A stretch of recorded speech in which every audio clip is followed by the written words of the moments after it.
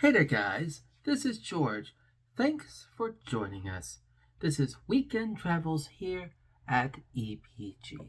Make sure you guys like and subscribe. That's right, like and subscribe for more awesome videos here on our channel.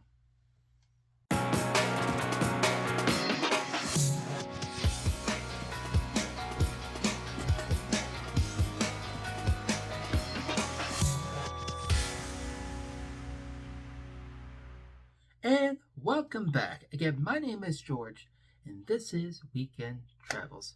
So this week, we got something very special. I'm going through my old archives of Weekend Travels videos that I never got around to publishing back when those Weekend Travelers, and this is one of them. There is a woman by the name of Miss Shapiro. She came and gave a lecture and spoke at HACC in Gettysburg, Pennsylvania. She is a Holocaust survivor from York, PA. So join us this week in a very special Weekend Travels as we hear from Miss Shapiro and her experiences as being a Holocaust survivor. Well, I want to thank everybody for coming out. Rainy day. It's great. The crowd is just overwhelming. I see all my two classes here, which are spectacular, and I see most of you are not from one of my classes, which really says something because I forced them to come to this. I want to first thank Gettysburg. This is the first time we've offered Hitler and Nazi Germany History 218 here on this campus. It's the support the campus has given has been spectacular. The trip to the Holocaust Museum, supporting Mrs. Shapiro coming and speaking before us, film next week, we're going to be running, just overwhelming support, of course. So I want to thank the Gettysburg campus just for that. I think it's a rare honor we have to have Mrs. Shapiro speak today. As we were talking on the way in, the World War II Holocaust generation are becoming few and far between. We're losing them rapidly. And in a few short years, that period of human history will be lost. It will be ancient history to people. There'll be nobody who can connect it to us, make it real, like World War I is today. We have no veterans then left. So it's a great honor that we have Mrs. Shapiro here to talk to us about her experiences, the trials, and the events that she's gone through. So I myself would like to thank you personally, and I'd like to thank you on behalf of HACC Gettysburg for coming out in a rainy day and putting up with my driving. Wonderful. And the trip over I here. enjoyed the trip very much. And the teaching thing doesn't work, I'm going to work for Uber.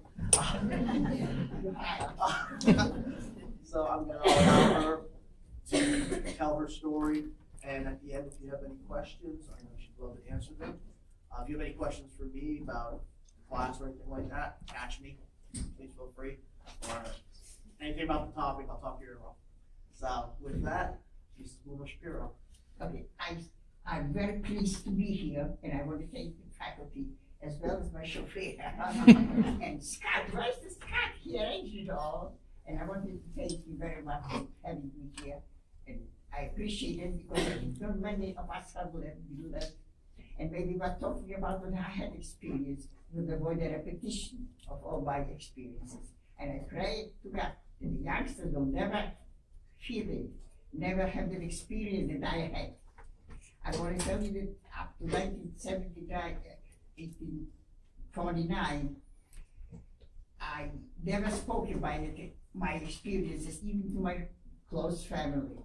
And then at one time, I had it read in the papers that a professor at the University of, at one of the universities anyway, had written a book denying the Holocaust. It didn't happen. It was 1949. That up to then, until 1949, I haven't spoken about my experiences. I haven't done anything to enlighten the world of what had happened. And when I saw this article, that for the children, it didn't happen. I lost my whole family when he told me it didn't happen. That made me start to talk about my experiences, and the hope that in a small way I can avoid the repetition of it, and especially to the young people. So as I said, I come from Poland. The city is called Białystok, if you heard of it or not. It was a city that 50% of the inhabitants were Jewish. 100,000 inhabitants in Białystok, and 50% of them were Jewish. It was a very nice life with them together. And I was in a school that had Jews and non-Jews, and very often we had exchanged our habits of going to my shul, or I would go to church if something could happen there. So it was a nice, I recall my childhood growing up in a very nice atmosphere. Białystok was a textile center, and 50% of the inhabitants were Jewish, and lived right along with each other. Now, of course, when the war broke out, my parents remembered the Germans from the First World War. But unfortunately, it wasn't the same people that had occupied our city. The Russians, as you know from history already, the Russians made a pact with the Germans that the eastern part of Poland would be German and the western part would be Russians. And so in 1947, the Russians took over our town, of course, and we had to change. I was still in school. We had to change everything that we were used to. Even the history was changed because the Russians wanted us to learn their history, which wasn't very accurate. As you were familiar with the Russians. And of course, all this benefit I received then was that I learned another language. By now, I spoke already 6 languages, and it helped me a lot. I will talk to the youngsters about it. It's very important to know an extra language. I would say that my knowledge of Russian and then of German saved my life. You never know what's behind it. You never know what's going to happen. I often pray that you'll never experience what I did, but it's good to have the chance to have another language. It's very handy in my life. So as you know from history, the Russians and the Germans, by a pact, had partitioned Poland. The eastern part of Poland was to be under Russian, and the western part under German. And I come from the city of Białystok, it was on the eastern part of the Vistula, and of course we were occupied by the Russians. And of course, life had changed completely. I had to go by the Russians, not knowing the language in the school. I was already in the last year of high school, and we had to change ourselves to learn Russian, because it came the exams in the end of the year. We had to take a test in Russian. Well, my father was a worker. He was a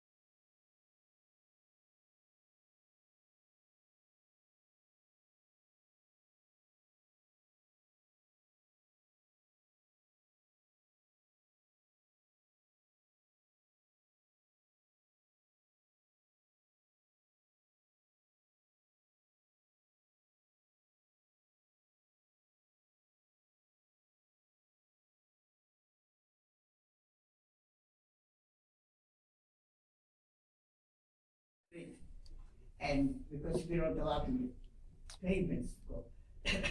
And overseas she has nothing, she has papers there, and she would even sometimes give me a bottle of beer to give it to my father, or butter to give it to the house. Then it was what to do. I'll tell you later about him. He was a special person.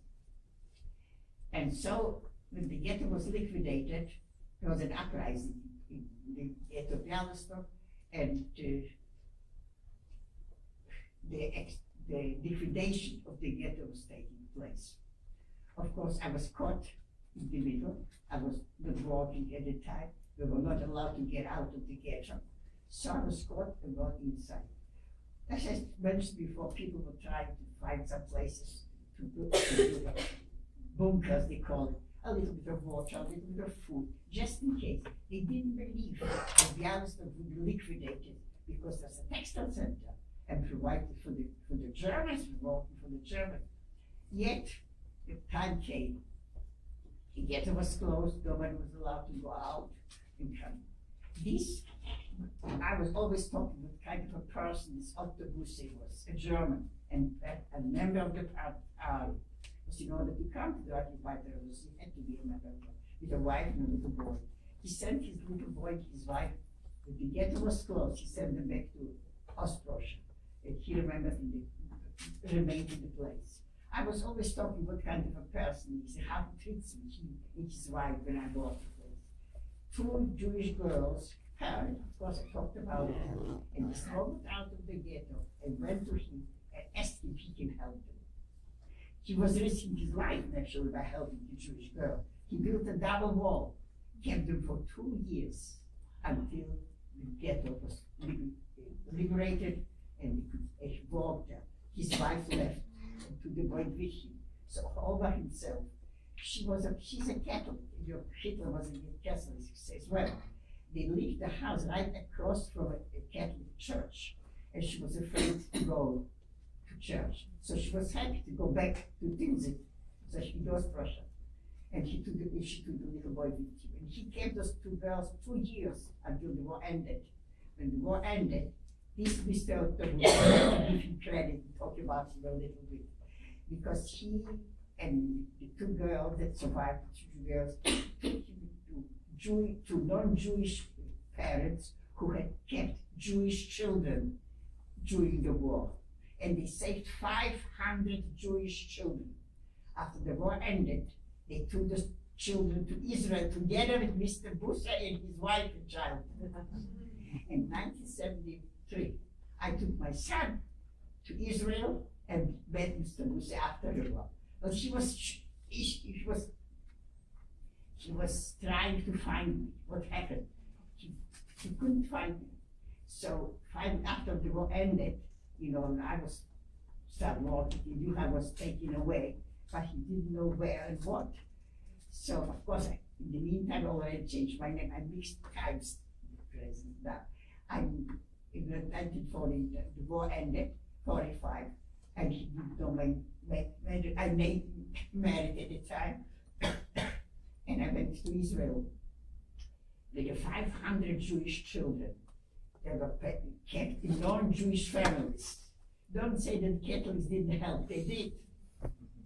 It didn't matter Catholic, Jewish, or whatever, they're human beings. And in my hometown of Bialystok, the Catholics were very helpful. Many Jews survived because they were in Jewish families. And the 500 Jewish children were safe, and after the war ended, the two Jewish girls who Busse had kept in his double wall, took them to Israel in 1973. I took my son, we went to a wedding in Israel for one of those little girls, and Mr. Busse had survived. And he was in Israel. These two girls that he kept in the double wall, as I told you before, brought him to Israel. And now he began to look for me. Of course, in the meantime, I had married. So I changed my name, he couldn't find me. But he didn't give up. He tried to find out the man who was there in the government. And he says, you're looking for Ruba Aaron Country's maiden name. He says, she married, and her name is now Shapiro. So that we started our correspondence again, already from Israel. In 1973, I took my son and went to Israel to Mr. Muse. And there we also went to a wedding of one of the 500 children, Jewish children. This was married in Israel. And Mr. Muse, his wife, and myself were at the wedding. So one person, can you imagine what one person had done? Of course, was acknowledged as a Christian, whatever, and corresponded after that. We were talking to one another. And as I said, I took my son and went to Israel, went to a wedding for one of those little girls that he helped to survive. Coming back to my time. So Galveston ghetto was liquidated and we were taken out. Of course, the bunker that we had was a cellar, a sub-cellar. We prepared some food, but it was very obvious that something there. And my family was found out. I wasn't there. There was a very well-known built bunker, a doctor's bunker. Because all the doctors concentrated in that building. And supposedly everybody knew about the Germans. That the food prepared and drinks prepared there, but also the children, and children cried. And the Germans came there, and one of them was a friend of the family, came and says, why don't you let me take me, the youngest, she has the greatest chance to survive, not in your bunker, but in our bunker, she has a chance to survive. So in 1943, I left my family, I went into the bunker. And indeed, it was a lot of water and electricity and a lot of food, but also children, and children cried. And there was an uprising in the ghetto itself at the time, so the Germans increased big people into the ghetto. We had a shooting, the constant shooting, and the crying and screaming. And we had them, they surrounded the hiding place that I was with the doctor's bunker. They had them talk. And they said, we can make it to come out. We can find the entrance or the exit to the bunker. Why don't we, there was 2 weeks already after they watched us. And why don't we send that fire bomb and let them burn? So nitty-gritty, the people decided to give themselves up. And we came out of the bunker and went out. The ghetto was already liquidated, and it was people who were found out in different hiding places were concentrated in one place. It was near to the hospital. And we marched down to the place, and I saw my father. And my father related to me that the bunker, the house, the cellar, sub-cellar, was found out a week after the ghetto was tried to be liquidated, and they all came there, and one of my brothers was trying to escape from the march from the bunker to the third place. He was shot to death. My father hid himself behind the wall, a door, and that's how he survived and came to the place where I had met him. And he told me all of the rest of the family was gone. As I said, we have with our Germans who stood around us, they won't give up. So we have to put something and let them burn. So we decided to give ourselves up. So we gave ourselves up. The city was empty and bodies all over. And we marched to the place that was next to the Jewish hospital. And there I met my father.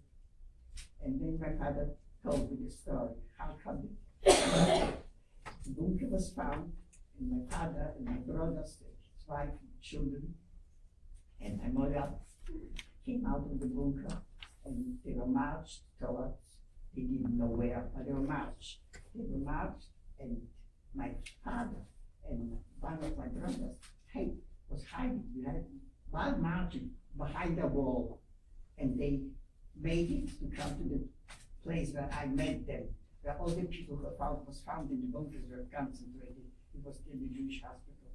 And from that place, moment on, that my father was hiding behind the wall, my mother and my siblings were all gone. And I started to call out different occupations. And even a German, he came up to me and said to me, whatever occupation you call, tell that you are it. If anybody without an occupation will be taken to the concentration camps. So I was really familiar with doctors. So I said to my father the same thing. Claim that you are a doctor. So maybe you have a chance to survive. And there was a German assessment who came up because there were still people in there with human feelings, you know. So we started to call different occupations, and I went in the group of the doctors, and I never saw my father again. But now we were all shipped out to the concentration camps in the cattle cars, and we had one. The cattle cars was so full packed that you could not sit down, and stay and lean against the walls, and we had to go for physiological needs. It was hard to get to the pail where you could do it, so you just didn't go. It was just, and from time to time we had shootings. The people were trying to escape from the trains, and they were shot. But again, a German soldier came up to me and says, whatever occupation you call, tell them that you are it. Because people without occupation will not survive that. A German again. And in the train, we had the car for your physiological needs. You could go get to it. It was so full packed that if you wanted to get to the pail, you could reach it. So I don't know how long we traveled, and finally we came to stop. And he came out and was looking for my father, and I couldn't see him. So I assumed the divorce, you know. And we came to Treblinka. By now you know the names of how the concentration camp of Treblinka was in Poland. And we let the temples, everything has to be the first temple. And here, as you know, probably later on, there was a revolution in Treblinka. And while the revolution took place, they took the people who were not capable to be in the revolution, put them into trains, deeper into Germany, and they took us to another camp, which called, it was not Auschwitz yet, I forgot what the name, Malchow. We came to Malchow.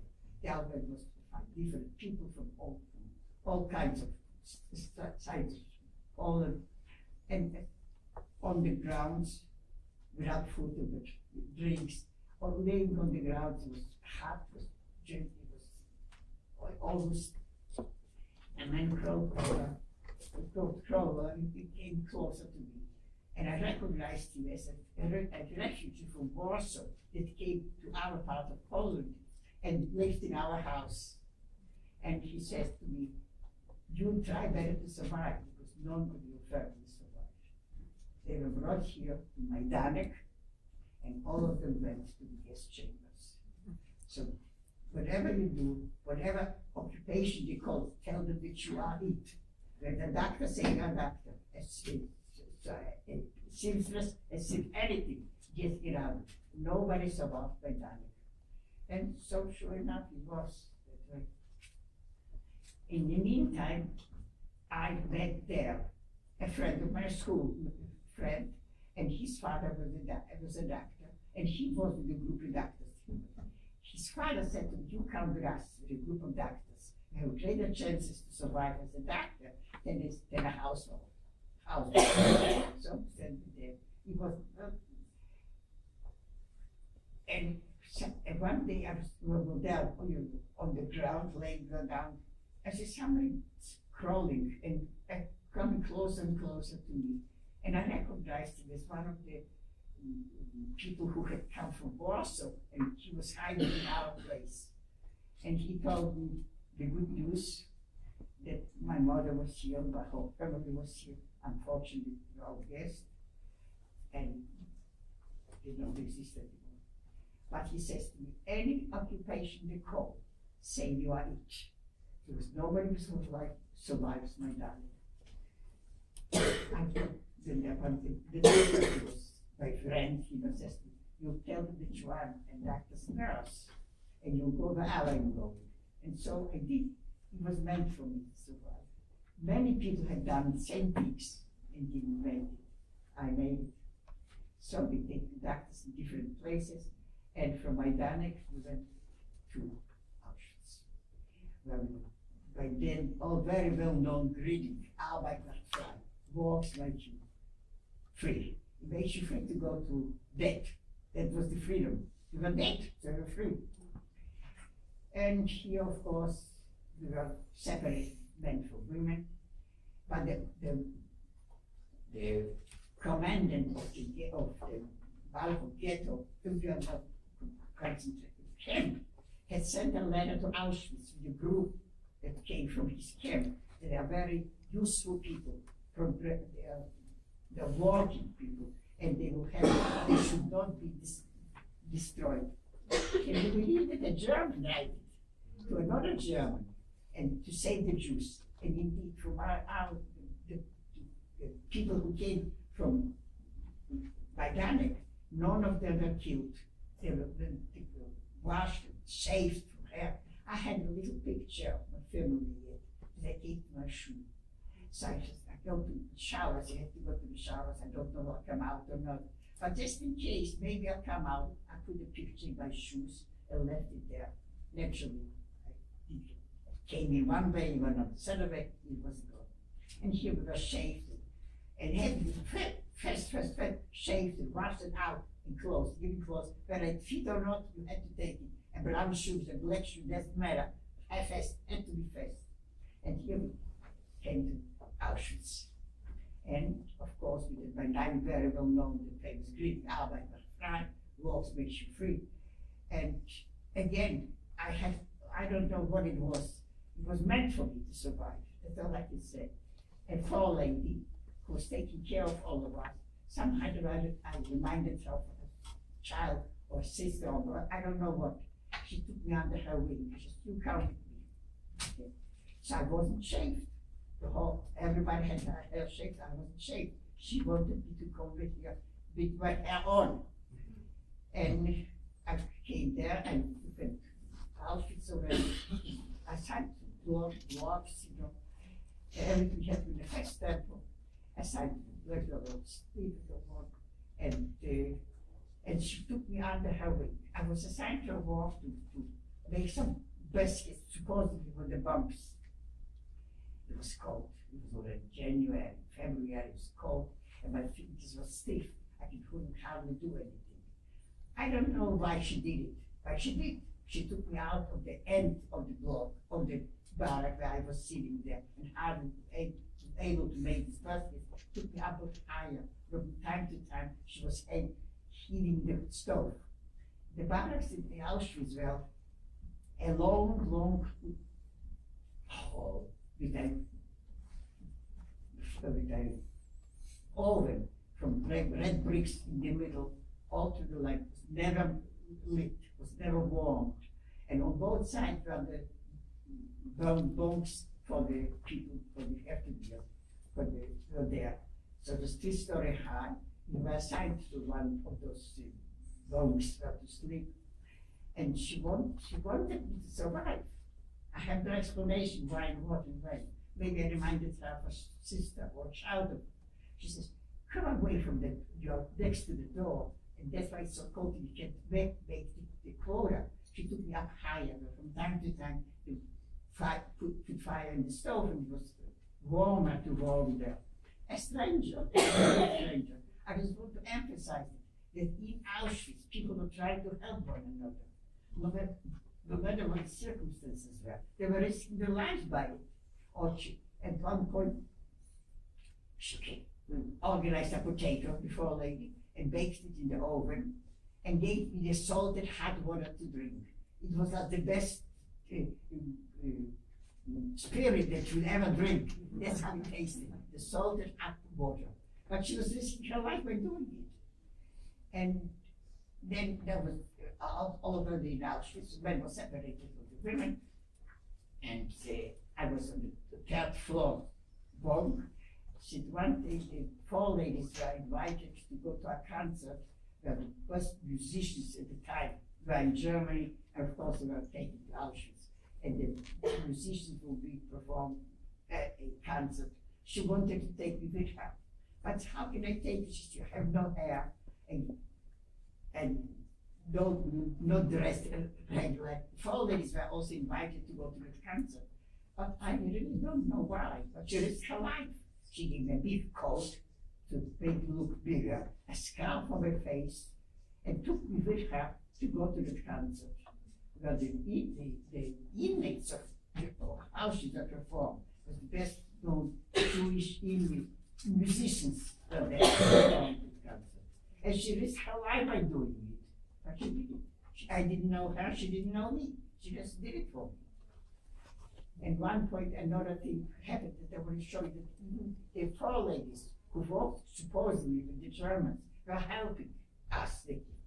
She organized potatoes, baked it in the oven, and gave me the hot salted water from the potato to drink. I mean, by now I have tasted so many liqueurs and wines, nothing tastes as good as this hot salted potato water. A stranger, a complete stranger. Then there was another incident I wanted to bring out, that in Auschwitz, the four ladies were invited to a concert performed by the best musicians at that time that were concentrated in Auschwitz. But she's, what can I take you? You have no hair, you look like a walking skeleton.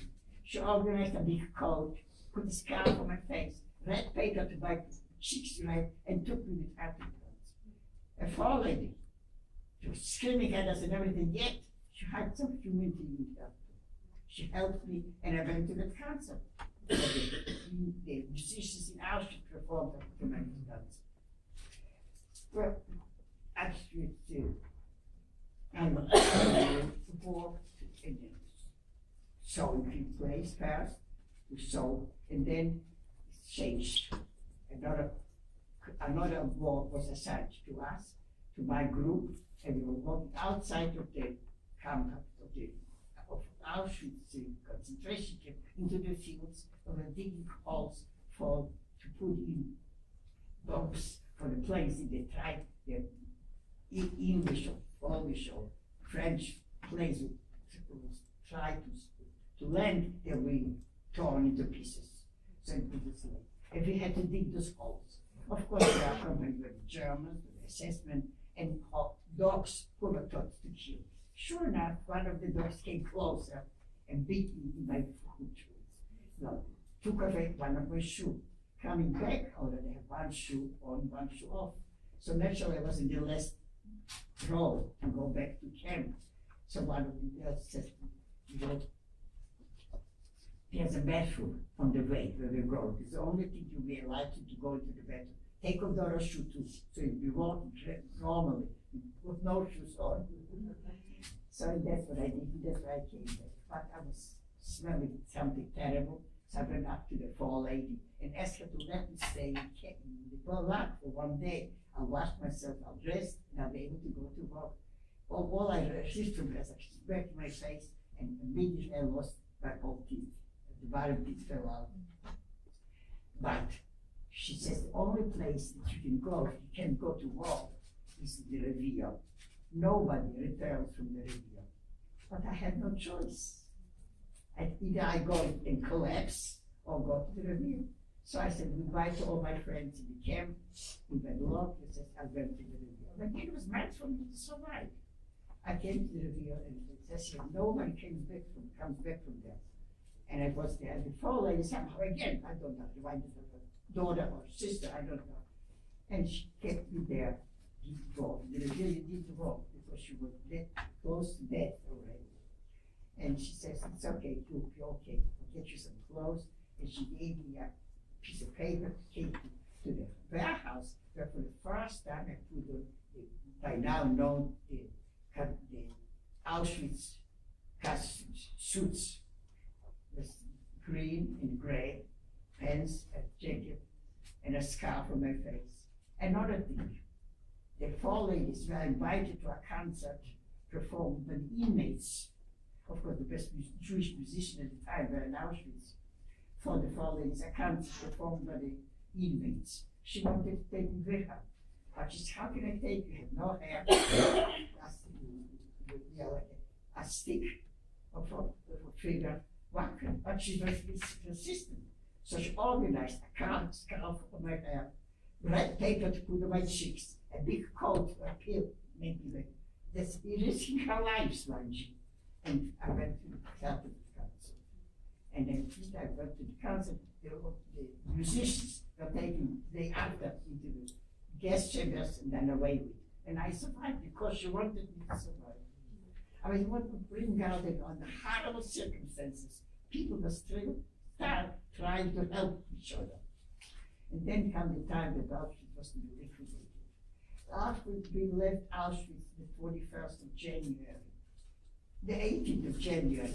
The 21st of January, Auschwitz was liberated. But we were on the death march, and I was in the death march.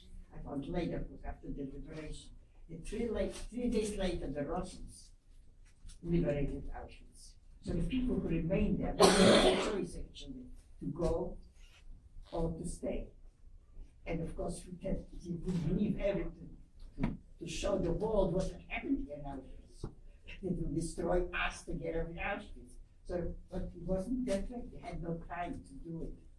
But 2 days later, it was liberated by the Russians. So the people who were there were liberated in January, 23rd of January 1945, and I was going to the death march. And I couldn't tell you what it was at the death march. People were falling, just right there and then died. I survived it. And food, forget it. Just we dreamed about it.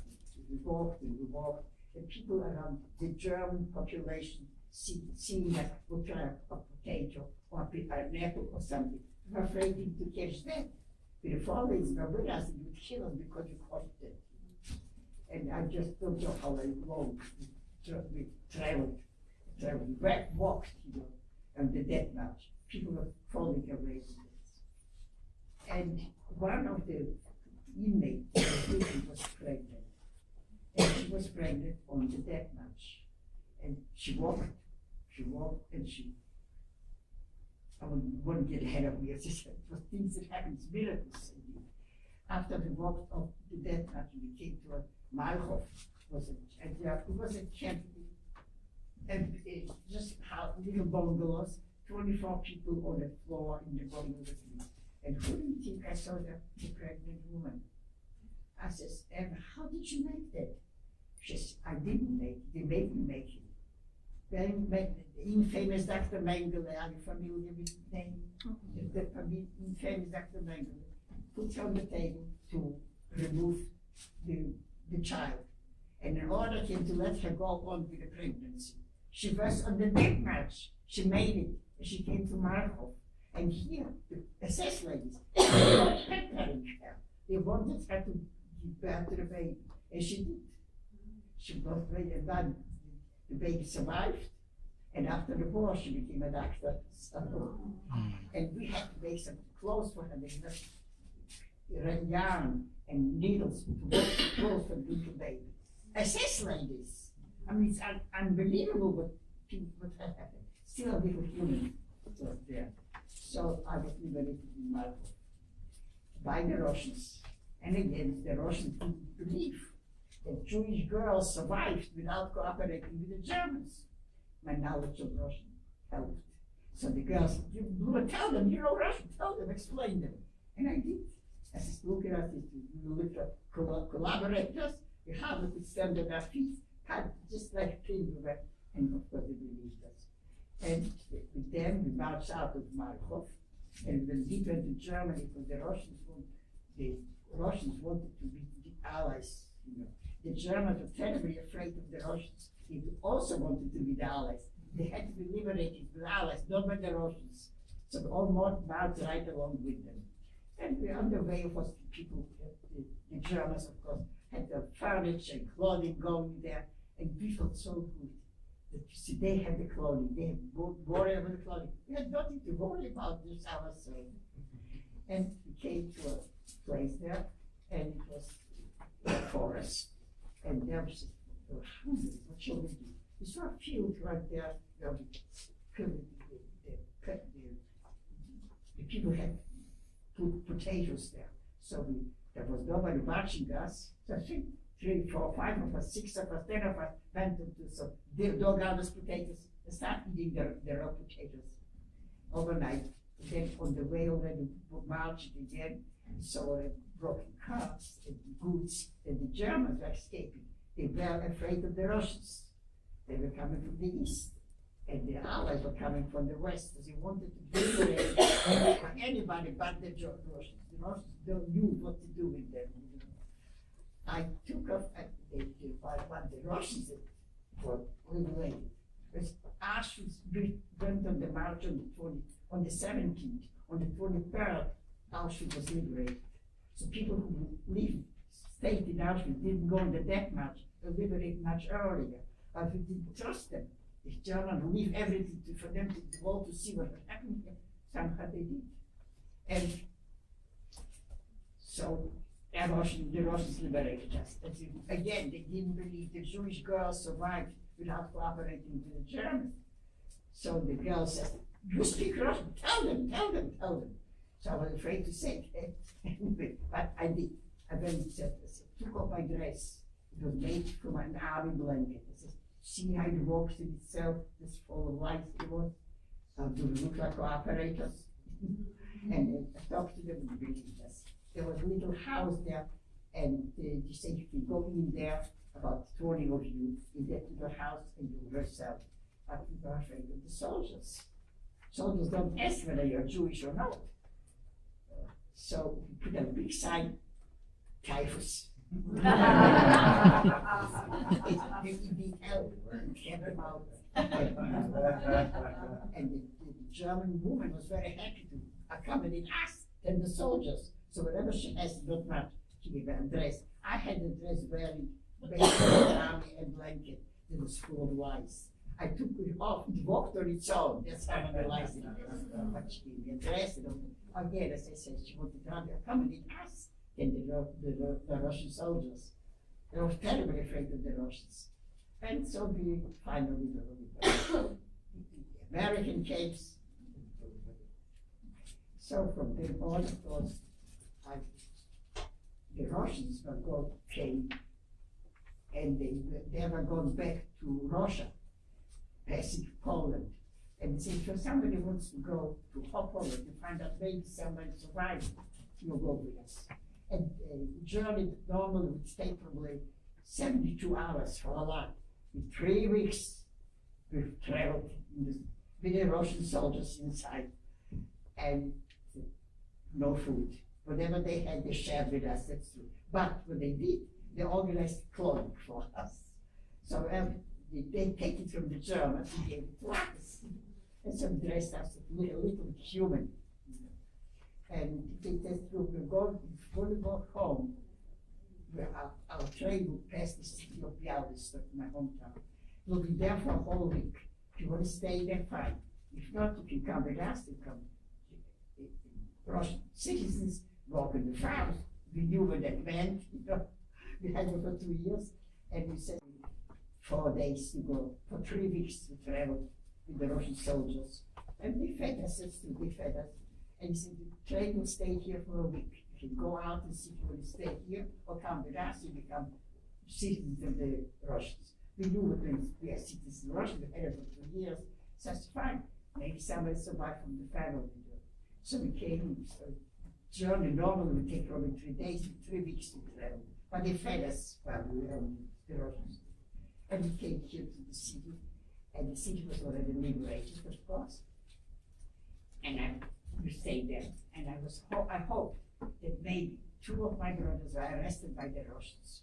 I knew from history, reading the papers, that they had a Polish brigade. The Poles that were arrested by the Russians formed a brigade of Poles who fought in the war. And my 2 brothers were participating in them. And of course I was trying to find them, and finally I wrote to Moscow and find out that they were not true. And they asked my brother, the people whom I met, they asked your brother, take off their uniform, put on normal clothes, and the whole family perished in Alfred looked to fight the Russians, so he thought he was killed in the Russians. So all my siblings, I found nobody alive. But they say, I remained in Poland. I think thank you to the soldiers. The Gorbachev means we had enough of them for 2 years. There was plenty. And of course, the Polish government accommodated us. And because I was a very good secretary already from the Germans gave me the opportunity to learn. So I worked for the government. And in 1945, I met my husband, who survived by hiding in a Polish house. Him, his brother, his sister-in-law, and another of the 4 people, Poles, and kept them for 2 years hiding. And he came out. And that's again, Poles were also helping. He was risking his life, but he didn't choose his life for 2 years. 4 people. And the Germans recognized that came from the bread they made from partisans. You know what partisans are? The people was walking the woods. And by seeing the bread, they knew where it came from. And of course,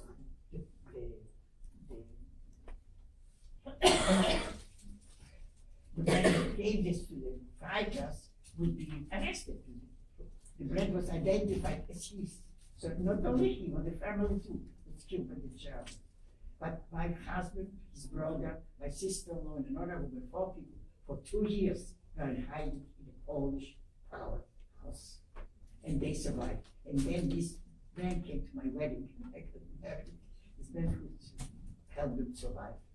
And so, as I said, I was married in 1949. After then, I didn't talk about the experiences. I didn't tell my husband to do how and what and when. But I read in the newspapers, 1949, I read a paper, and it says that there was no such thing as Auschwitz. There was no such thing as all the concentration camps. It's a makeup. So I said to my husband, don't you think I should tell them the truth? He says, you better. And from then on, I haven't stopped talking. Never experienced it. If you have any questions, I'm very happy to answer.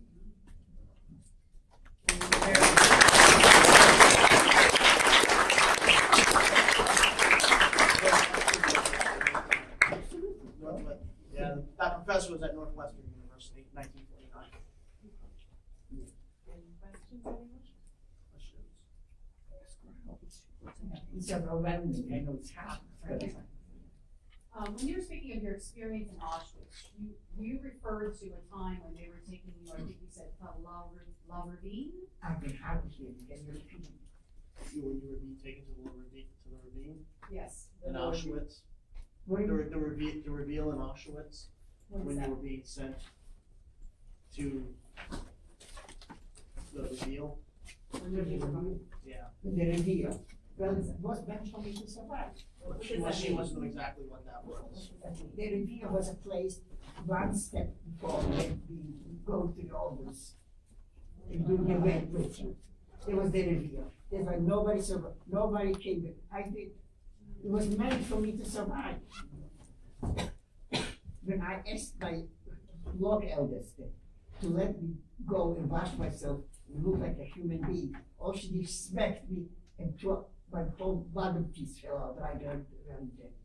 And yet, I survived. It was meant for me to survive. And I'm up to 49.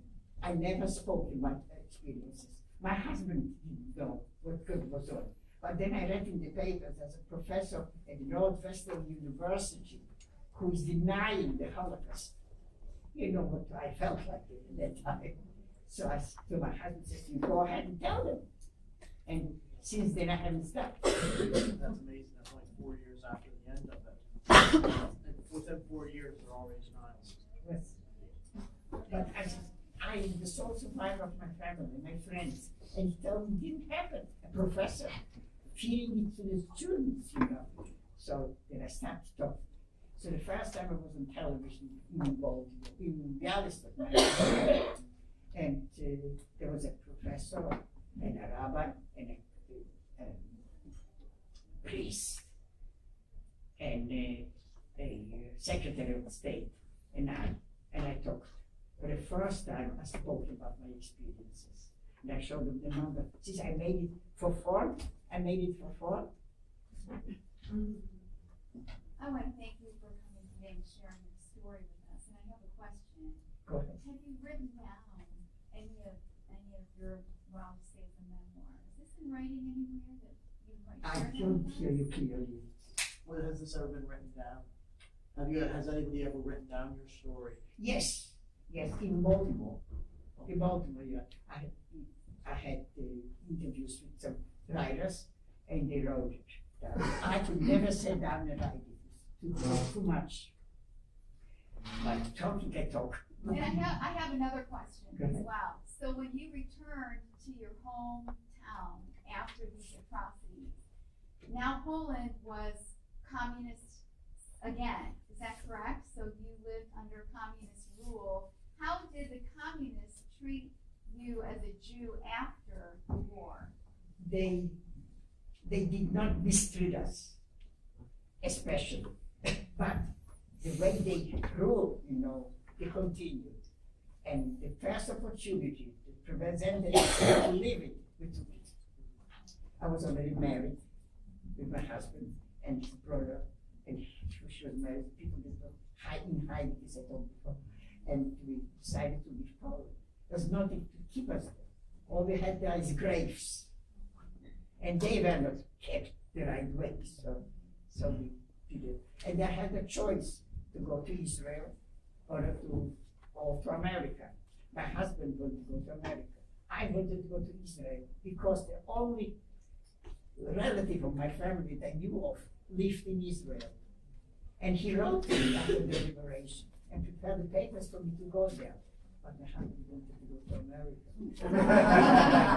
So I wrote to my uncle about it. To go to America. I said, "How do you find in America?" He says, "Yes, you do. You have an aunt in America." I never knew about it. And gave me my address. Sure enough, I went to America and contacted him with my aunt. That's right. Communist governments mistreat everybody equally. Does she still have the tattoo? You still have the tattoo? You Yes. still have the numbers. You can come up and see it. Come on, go see it.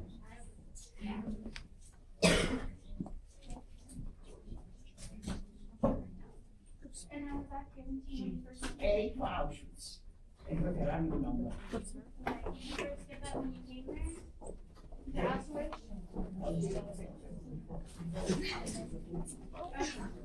Short before the liquidation. And then start with the numbers. Right there, the number. Happened, right? Obviously. Don't be rushed. Come on. You see, still one line, points. So you have to.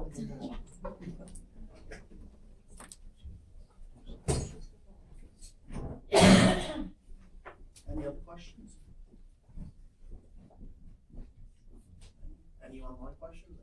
Anyone? Oh. Oh, sorry. Sorry, folks. Mrs. Shapiro was showing everyone her, tattoo. So they came up front to look at that. So that's what the commotion was online.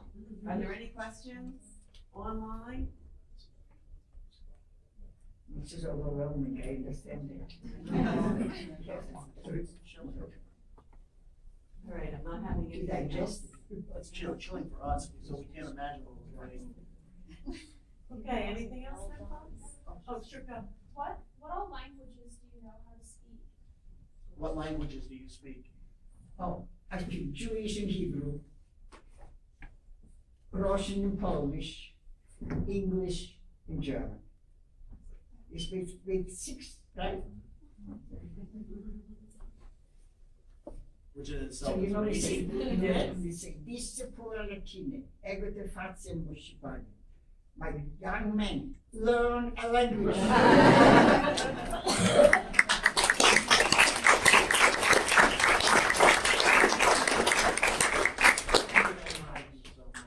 And thank you for having me. And talk about it, maybe we can avoid the repetition of it. And it's up to you, you understand? thanks for joining us here at Weekend Travels. Make sure you guys like and subscribe. That's right, like and subscribe for more awesome videos here on our channel. Till next time, you guys, happy travels, safe travels. Take care.